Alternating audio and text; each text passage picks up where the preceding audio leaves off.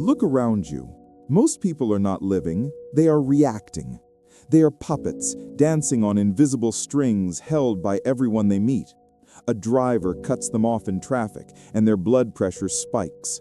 A colleague makes a passive-aggressive comment, and their entire day is ruined. A partner pulls away, and they spiral into a pit of insecurity. They believe they are free, but they are slaves to their own nervous systems. They have handed the keys to their inner citadel to strangers, to circumstances, to the chaotic winds of fortune. And because they cannot control the world, they live in a perpetual state of exhaustion. But then, you see him, the man who stands in the center of the storm, yet the rain does not seem to touch him. People insult him, but he does not flinch. Chaos erupts around him, but his pulse does not quicken. He is not cold, he is not numb. He is something far more dangerous to the average mind. He is untouchable. He possesses what the ancient Stoics called apatheia. Not apathy, but a mind free from disturbance. This man knows a secret that the modern world has forgotten. Power is not about controlling others. Power is about the absolute, ruthless mastery of oneself. Today, we are going to walk the path to that power. We are going to dismantle the biological and psychological triggers that keep you weak, and we are going to build a fortress around your mind that no insult, no rejection, and no tragedy can breach. This is the path of emotional sovereignty. To master the self, you must first understand the enemy. And the enemy is not the rude waiter or the ghosting girlfriend. The enemy is inside your skull. It is the amygdala, the ancient, lizard part of your brain designed for a world that no longer exists. When you feel disrespected, your brain does not know the difference between a sarcastic comment and a tiger in the bushes. It sounds the alarm. Adrenaline floods your veins. Cortisol poisons your blood. Your prefrontal cortex, the seat of logic, reason, and strategy, shuts down. You enter survival mode. In this state, you're not a king, you are an animal.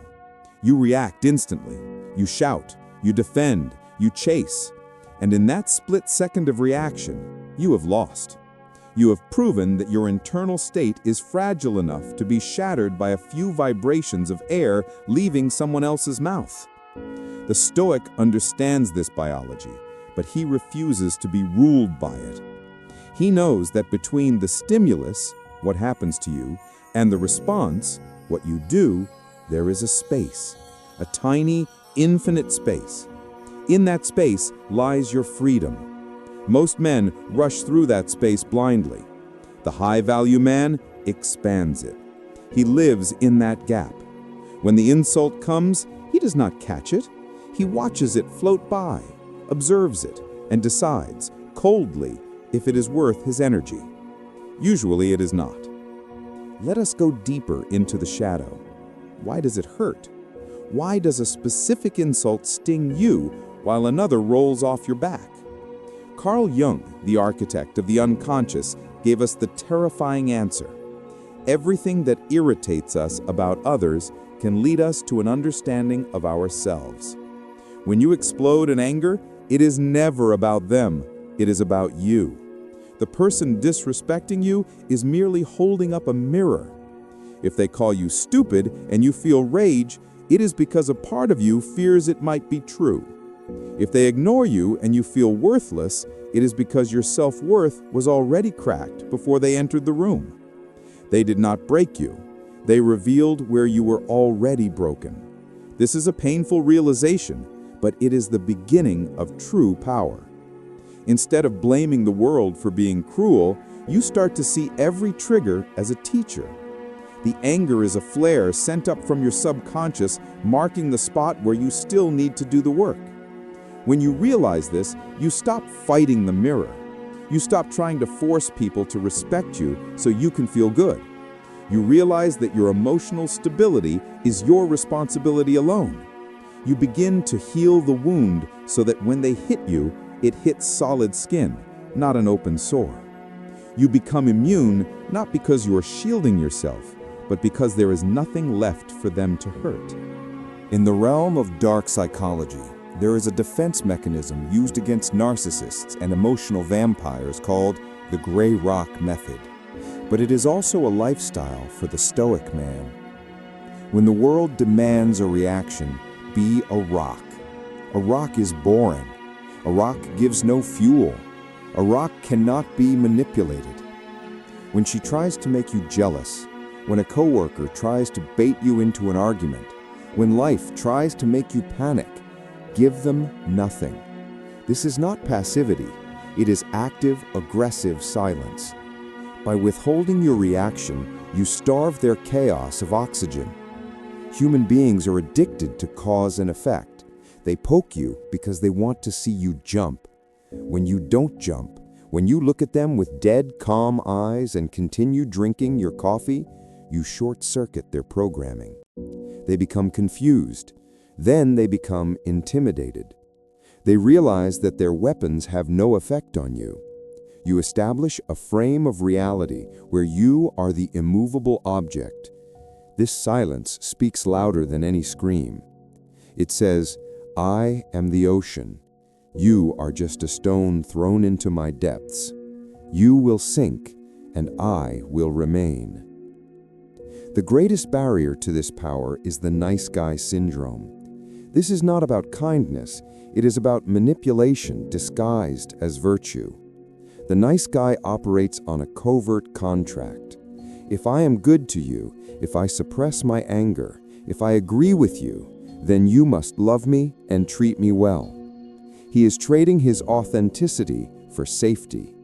And when the world doesn't pay up, when she leaves him for the monster, when the boss promotes the jerk, he becomes bitter.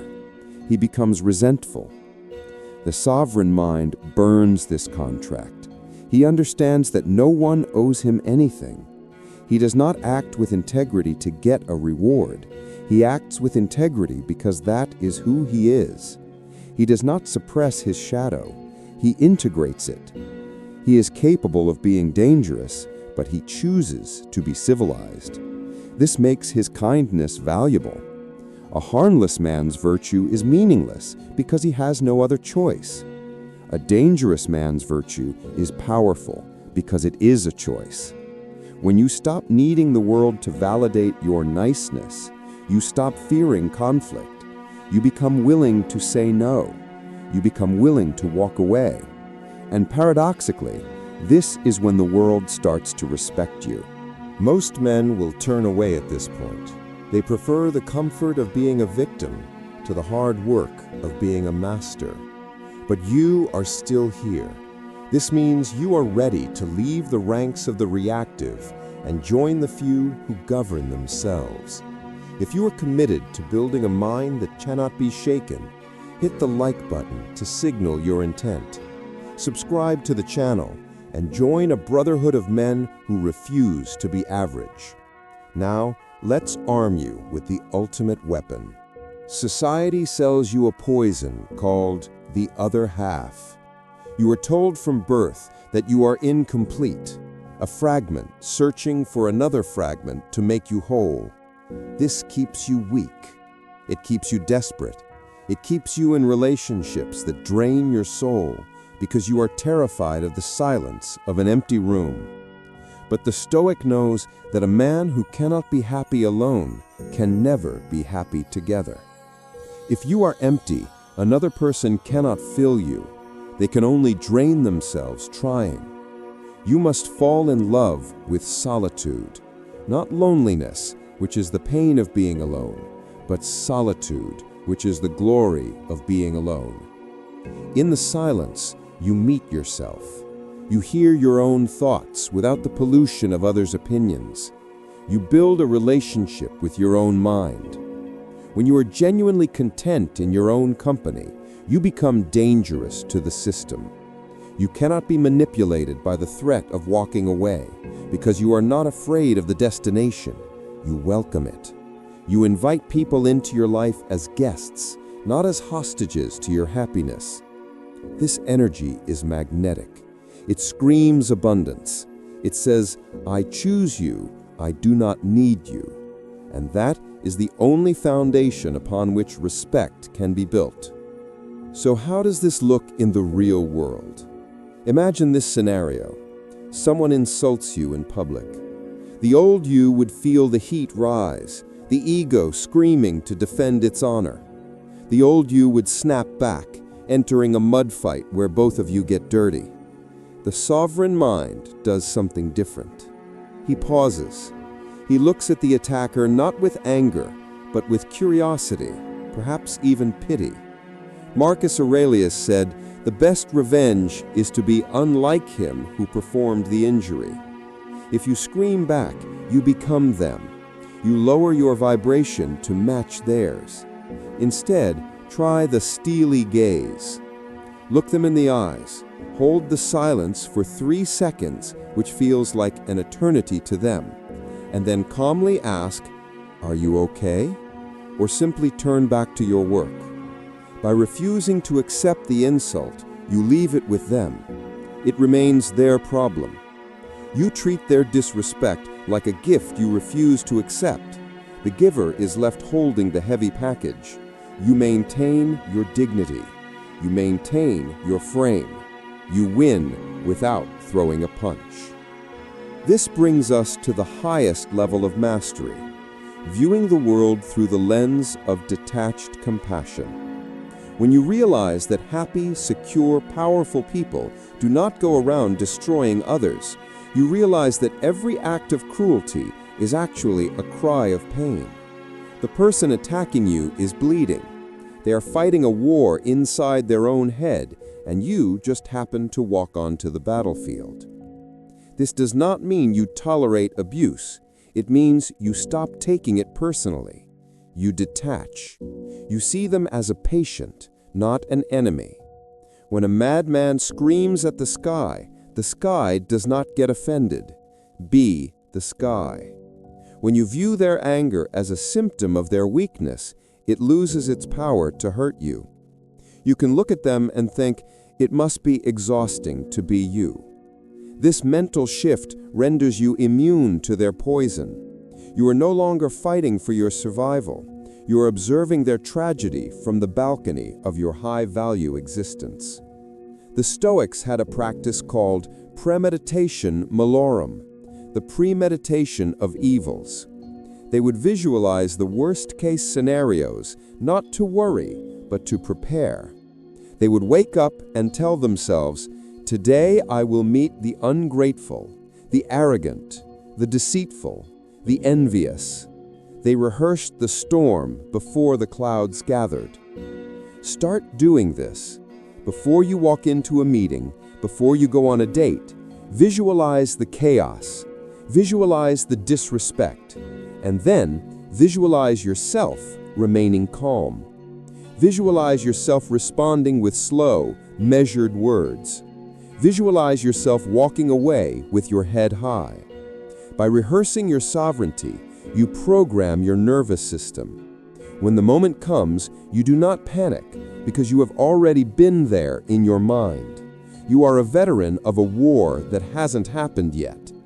This is how you slow down time.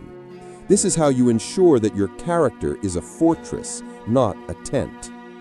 This path is not easy. It goes against millions of years of biology. It goes against a society that thrives on outrage and reaction. But the reward is total freedom. Emotional sovereignty means you are the author of your own experience. The weather outside may be stormy, but the weather inside is always under your command. You stop being a leaf in the wind. You become the mountain. You stop being a character in other people's stories. You become the protagonist of your own. This is the definition of a high-value man. Not his money, not his car, but the terrifying, beautiful stillness of his mind. The world will test you. It will poke you. It will try to drag you back into the mud. But you will stand tall. You will breathe, and you will whisper to yourself, "I am the master of my fate. I am the captain of my soul."